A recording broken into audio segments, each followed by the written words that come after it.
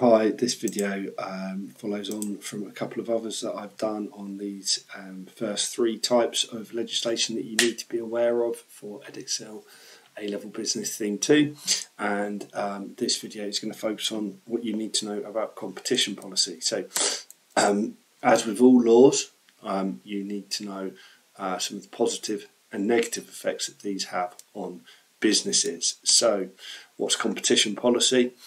Competition policy is all about ensuring that there is competition between businesses. Why?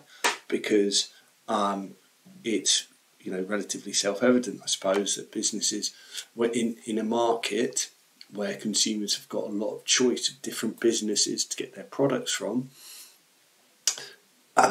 prices tend to be cheaper in those markets. Businesses are competing for customers, so they're incentivized to make sure their products are of really good quality. They try and innovate, come up with new ideas to differentiate themselves from other businesses. All right, and just generally, competition is considered to be good for consumers. So the government try to ensure through competition policy that there is competition, consumer choice, and businesses are behaving in a way that is beneficial to consumers. So the aims of competition policy are to make sure there are a range of providers from consumers to choose from in all markets, to stimulate, because this will stimulate investment and innovation from businesses. There'll be more price competition. You don't get single companies dominating a market in what's called a monopoly, and you shouldn't therefore get, and also you prevent companies from actually colluding, working together to fix prices. So the key piece of legislation that you need to know is the Competition Act, or that you should be aware of is the Competition Act. And what does that do? Well, first of all, the Competitions and Markets Authority is a governmental organisation that basically oversees competition legislation. I'm pretty sure it's governmental, and they oversee competition legislation. So they're in charge of enforcing the Competition Act, and that might involve preventing mergers between companies. So famous merger that was proposed a few years ago was between Sainsbury's and Asda. They wanted to come together excuse me, to be one company. And the CMA said, no, you can't do that. You'll become too powerful. You'll reduce consumer choice, and it won't be good for consumers. So that's something that the CMA can do. They can prevent mergers, they can investigate allegations of collusion and price fixing, and indeed pass laws and punish businesses who have been involved in that sort of thing. The CMA could break up a big company if they decided a company was too big. They could break it up, and that they're basically in charge of ensuring that the aims of competition policy are achieved. In addition to the CMA, below the CMA, if you will, there are some specific market regulators that oversee specific industries in the UK. So you've probably heard of Ofsted if you're in the UK, who are the government's excuse me, school inspectors. Ofgem do a similar thing in terms of gas and electricity markets.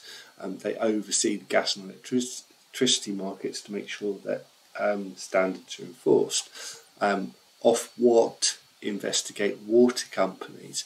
Okay, so there are some specific things about these markets that mean that they might not be competitive. So, for example, with water, there's no choice of provider in the UK. If you live in London, you have Thames Water.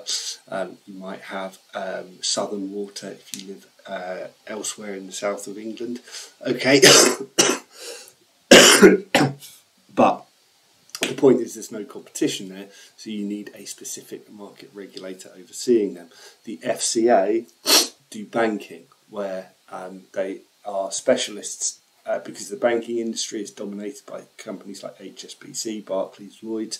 The FCA oversee, it stands for the Financial Conduct Authority. They oversee banking and insurance companies to ensure that customers are getting a fair deal in those markets. So these guys are like specialists below the CMA who act in specific markets where there might not be competition. So what are the benefits to businesses of actual competition policy? Well, it might sound a bit odd that businesses are prevented from dominating customers, and could there be benefits there for them? But it does make it easier for new firms to break into a market. You know, we're constantly encouraging competition, and therefore, you know, new firms are welcomed into markets. It should be easier to come in because, you know, firms aren't allowed to dominate and overcharge customers, etc. It should encourage innovation and help to create new products. Businesses are encouraged through competition policy to create a USP, which is good for them. You know, they're encouraged to compete, which will improve their efficiency. They're going to have to train their workers, lower their costs. All of these things could be argued to be beneficial for businesses. You know, it's great for our international competitiveness as well. If we're forced to compete with each other domestically, we create really good products that we can then sell overseas. So there are lots and lots of benefits to businesses of being forced to compete. It's like, you know, I always explain it as, you know, if you're an athlete or you play for a football or a sports team, you know, you want to play against the best opposition that you can. You don't want it to be unfair, so they're way better than you, but you want you also don't want it to be too easy. So there are some benefits to businesses for competition policy, but there are some obvious costs. You know, this constrains their activities. They can't do what they want.